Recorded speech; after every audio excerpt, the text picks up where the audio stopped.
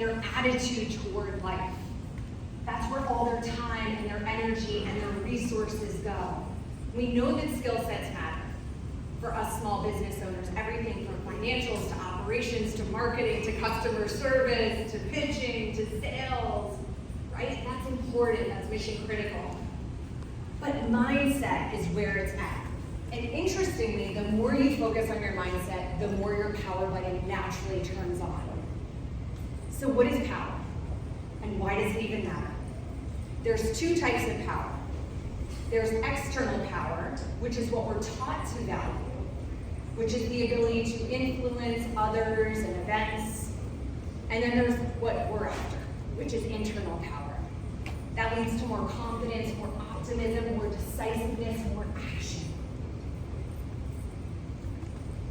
When we look at the brain, people who are in more of a powerful state experience more left prefrontal cortex activity. So we're seeing more action, we're seeing more decisiveness, and inversely, people who are less powerful have less of that lighting up in their brains. So why this is exciting is because it's dynamic, and the more that we focus on it, like we are here today, the more we can shift and change it. Have you ever been in a room and someone just walks through the door and they've got gravity, they've got it? You know, everyone at your table is looking at them, babies are staring at them, the dogs are looking at them. They seem to just radiate brighter, right? They're vibrating higher. What I call this in business is authentic power or amplification. And what this looks like is just bringing your whole total self into a room, having a center that is so strong, you cannot be moved. People feel it. They feel it. And I remember meeting one of these very people, Diane von Furstenberg, great wrap dresses. We got clap in the back. Who knows her? Yeah. And I had a meeting. I was supposed to pitch her. And at the very last moment, the woman who was going to pitch with me dropped out. That moment. I was so nervous, you guys. So I walk into this room. This is exactly what I see. Diane sitting behind a 20-foot raw edge live pine wood desk. She's got an Andy Warhol painting behind her. She's got these big, beautiful bracelets jangling, this breezy hair. And we get into it. I start to share my project with her, and she grills me. She wants to know the ROI, the timeline, the mission, the vision. Bam, bam, bam, bam. I filled in the questions as best I could. She seemed pleased. And all of a sudden, she switched into someone else. She became gushingly complimentary. Kind of wrapped me in this leopard print scarf and spun me out the door. I made it. And I just remember standing there, completely bedazzled.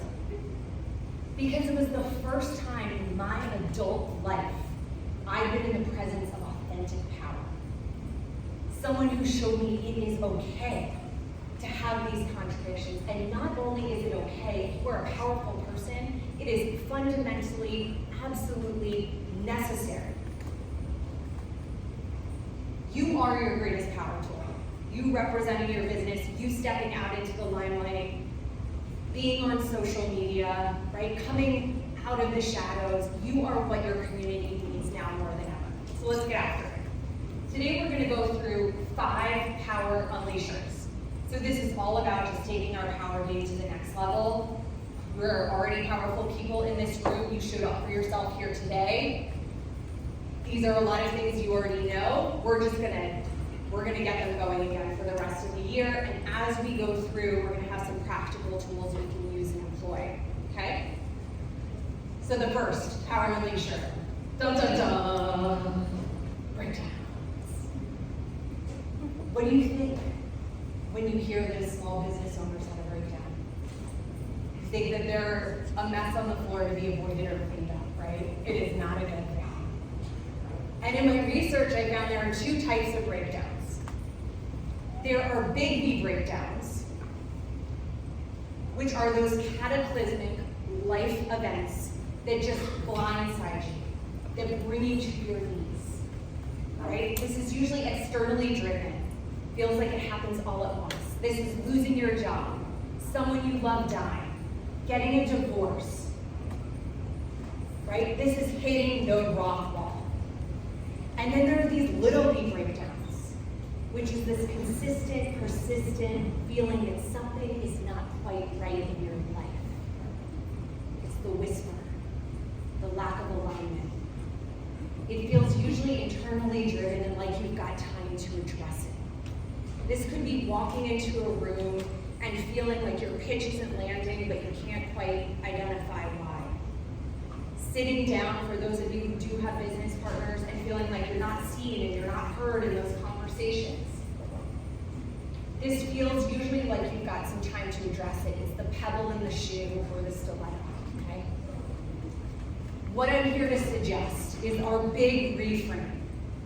If we are up to anything big in business, which we all are in this room, things are constantly going to be breaking down so we can break through, breaking down so we can break through, breaking down so we can break through.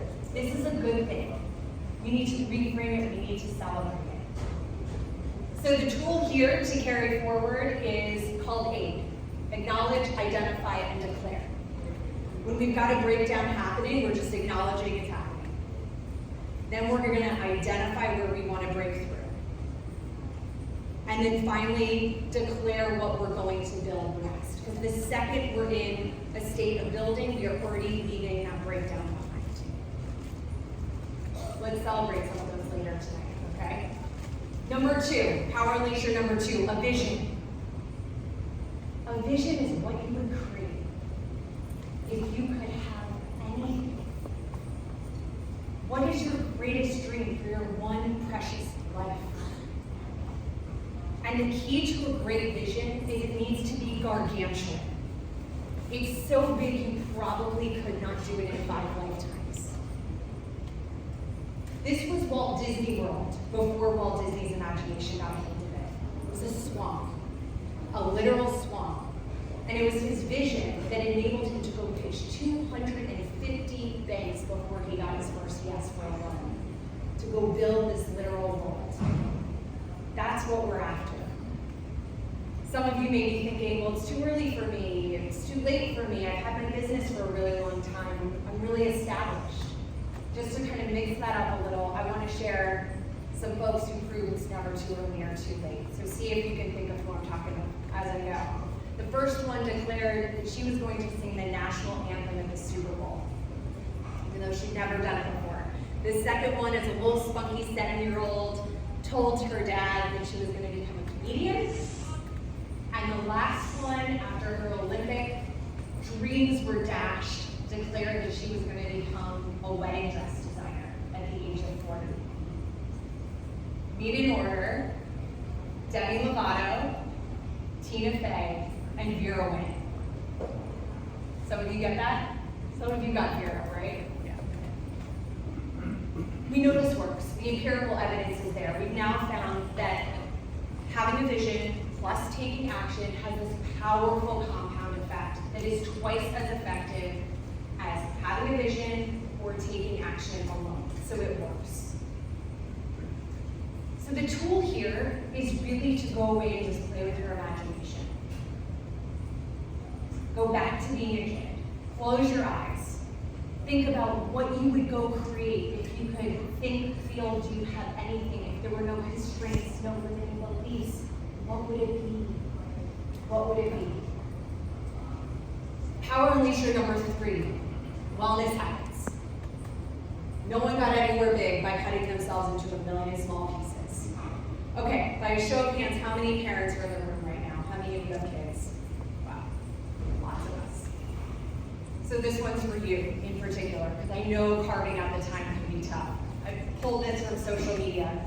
So, with love, Becca writes, any other parents out there go into panic mode when presented with an hour of alone time? Should I read a book, clean up the house, take up knitting, learn German, solve world hunger, OMG, do all the things, and your hour is up? There are so many more good ones, by the way, we were time to go through them. One of the best tools to officially carve out time for yourself and create that foundation is what I call the 60-minute prime. So it's sweat, silence, and sustenance. Sweat, just moving your body. Silence, getting quiet and still. In the case of Sarah Blakely, she drives around in her car for 20 minutes because she's got 4 little kids and wanted to escape their sticky fingers when they were growing up. So you do what you gotta do. And sustenance, just eating really clean and green, whatever that means to you to fuel your body for the day so you feel powered up. Then we're gonna go into the world, right? And the world's gonna scream at us in a million different ways with demands and opportunities. Employees calling out sick, client is unhappy, right? On the positive, you've got a friend saying, hey, will you come with me to chase the experience? Let's go network together.